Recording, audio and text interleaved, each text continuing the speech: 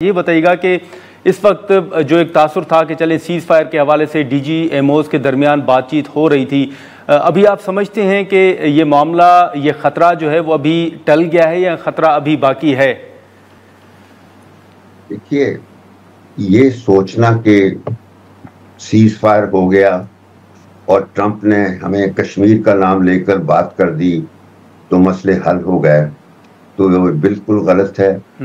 India Pakistan history में ऐसी कभी कोई यानी जिस कहते हैं ना कोई वे फॉरवर्ड ऐसा पैदा नहीं अभी तक हुआ कि इस तरीके से आप आगे बढ़ जाएंगे।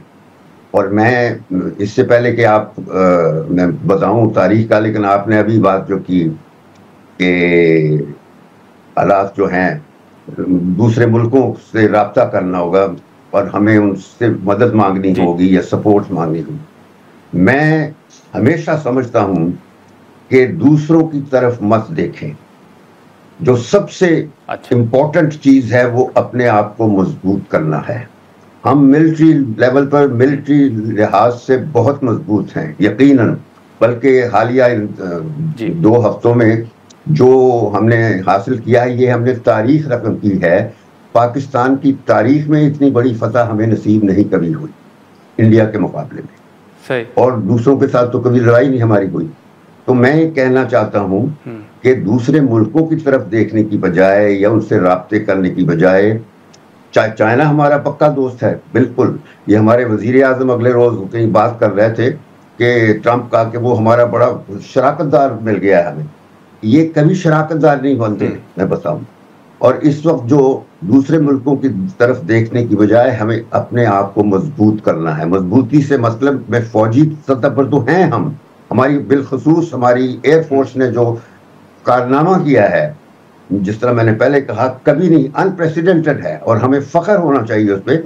लेकिन जो हमें इस वक्त 2 मैदान हैं जिनमें हमें अपने आप को मजबूत करना है, और उसके बगैर हमारी जो फौजी बर्तरी है वो बेमानी हो जाती है।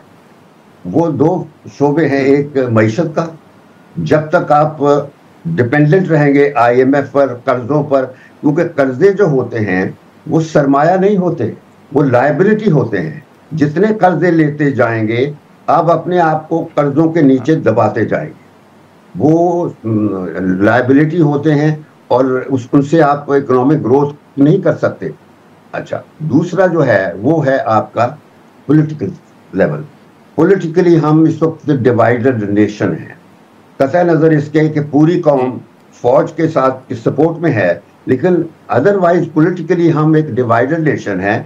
और जब लोग डिवाइडेड हों, उनकी जो लॉयल्टीज हैं वो फर्क हो, और ख़ास तौर पर जब उनको ये पता हो कि जो हुकूमत है वो एक जारी हुकूमत है, इलेजिटिमेट हुकूमत है, वो फॉर्म 47 की लगाई हुई हुकूमत है, जब उनको ये पता हो कि हमारी असेंबली जाली है, जब उनको पता हो कि हमारी अदलिया है वो जाली है, तो ये बताइए कि मुल्क के अंदर मजबूती कहाँ से आएगी? हमें उस मजबूती की जरूरत है, उस इस्तेहकाम की जरूरत है, इससे पहले कि आप बाहर की दुनिया के बारे में सोचें कि अमेरिका से क्या हाथ मिल सकता है। अमेरिका से कुछ नहीं मिलेगा जब तक आप अंदर से कमजोर रहेंगे। वही IMF के तले वो दबाते रहेंगे, कभी FATF होती है, कभी ये होता है। तो वो जिंदगी तो 70 साल हमारे सियासतदानों ने हमारी तारीख के जाया कर दिए हैं। मैं बताऊं, हमेशा सियासतदान हैं जो जिम्मेदार हैं हमारे मसाइल की। फौज ने हमेशा मुल्क को बचाया है इन सियासतदानों के निर्गे से, बता। और ये तारीख हमारी शुरू होती है 1947 में, जब हम आज़ाद हुए थे। इंडिया हमारे साथ आज़ाद हुआ था। इंडिया ने पहले 3 सालों में 47 से लेकर 50 में अपने आप को एक बड़ी रियासत बना लिया था। उन्होंने कॉन्स्टिट्यूशन बनाया उन 3 सालों में, उन्होंने इकोनॉमिक रिफॉर्म्स कर दी, एडमिनिस्ट्रेटिव रिफॉर्म्स कर दी, लैंड रिफॉर्म्स कर दी, रियासतों का मर्जर कर दिया, आर्मी का रोल मुतय्यन कर दिया, और 50 के बाद वो हमेशा कानून लेकिन शमशाद साहब माजरत आपकी बात काट रहा हूँ, लेकिन जी शमशाद साहब, लेकिन एक तासुर जैसे हमने बात की कि दीगर ममालिक से हमें राब्ते करने चाहिए, वो हमने जवाब तो दे दिया है कि पाकिस्तान कितना मजबूत मुल्क है, आपने भी जैसे फरमाया। लेकिन जो नेरेटिव होता है, शमशाद साहब आप मुझसे बेहतर जानते हैं, वो नेरेटिव इस मरतबा आपने देखा कि तमाम ममालिक ने, आलमी बरादरी ने पाकिस्तान के मौक़िफ़ की तायद की, इंडोर्स किया है। तो नेरेटिव के हवाले से तो हमें राब्ते करने होंगे, हक़ाइक़ तो बताने होंगे। मेरी बात सुने, मैं समझ गया आपकी बात। नैरेटिव जो है जी, जो दुनिया में हमें सपोर्ट मिल रही है, या दुनिया में अगर बेचैनी है on the very prospect of A conflict between two nuclear states, तो वो इस वजह से नहीं कि वो पाकिस्तान को सपोर्ट कर रहे हैं। दुनिया इस वक्त बेचैन है कि ये दो न्यूक्लियर ममालिक हैं, ये कहीं तसादम में ना चले जाएं। और मैं ये कहता हूं कि पाकिस्तान और इंडिया की जो न्यूक्लियर इक्वेशन है, ये मुनफरद न्यूक्लियर इक्वेशन है। ये अनलाइक अदर 5 न्यूक्लियर पावर जो एक्नॉलेज पावर है ना, 5 जो परमानेंट मेंबर्स हैं, वो पैदा हुए थे सर्द जंग के कॉन्टेक्स्ट। ये जो न्यूक्लियर इक्वेशन है इंडिया और पाकिस्तान की, ये सर्द जंग, they had nothing to do with the सर्द जंग। दे न्यूक्लियराइज्ड, इन्होंने अपने आप को किया था in the context of their long outstanding disputes, live and hot disputes। तो उन डिस्प्यूट्स के हवाले से ये किसी वक्त भी जंग में घुस जाने की तैयारी कर सकते हैं। और मैं उस तारीख का शाहिद हूं।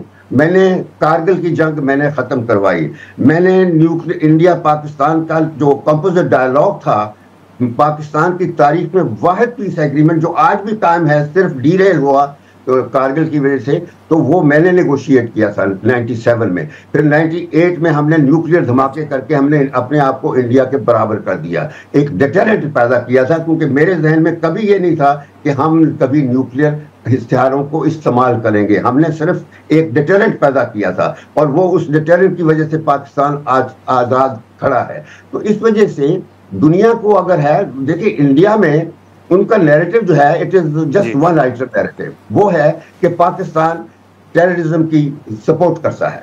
और ये कोई आज पहलगाम से नहीं है, ये पिछले 25 साल से यही नैरेटिव उनका। और एक ही नैरेटिव है जिसपे वो दुनिया को जगाते हैं और दुनिया उनका सपोर्ट करती है। अब इस दफा भी ये इस वजह से उनको whatever support they are giving, because they are afraid कि इस न्यूक्लियर मसले की वजह से पहलगाम में जो हुआ है, ये ना हो कि दोनों वाले कहीं न्यूक्लियर उस तरफ चले जाएं। इससे पहले जो था, इसी किस्म का सीज फायर हुआ था नवंबर 2003 में, तो उसमें भी ये हुआ था। उस वक्त जो था वाजपेयी था, तो उन्होंने ये किया कि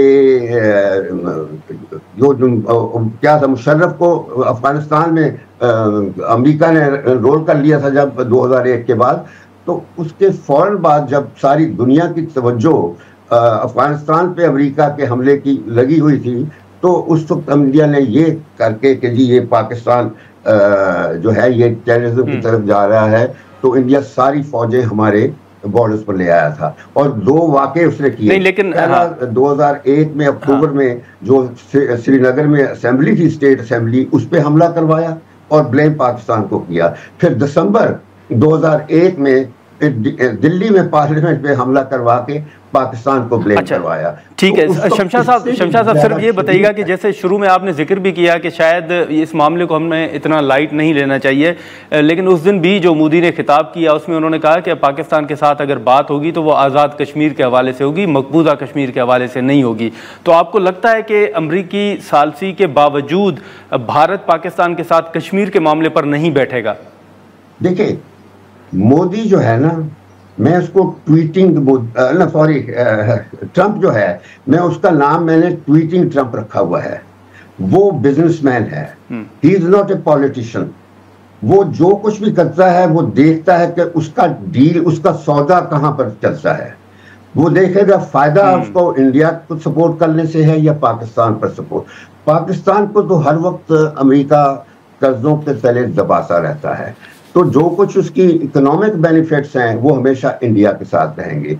तो आप ट्रंप से उम्मीद ना रखें, लेकिन मैं डिप्लोमेट होते हुए इस वजह से थोड़ा सा मुझे खुशफहमी हुई है कि ट्रंप अगर वाकई कंसिस्टेंट रहा और उसने जिस तरीके से ये गल्फ रियासतों के साथ, चलें ठीक है शमशाद साहब, वहां से ठीक है $80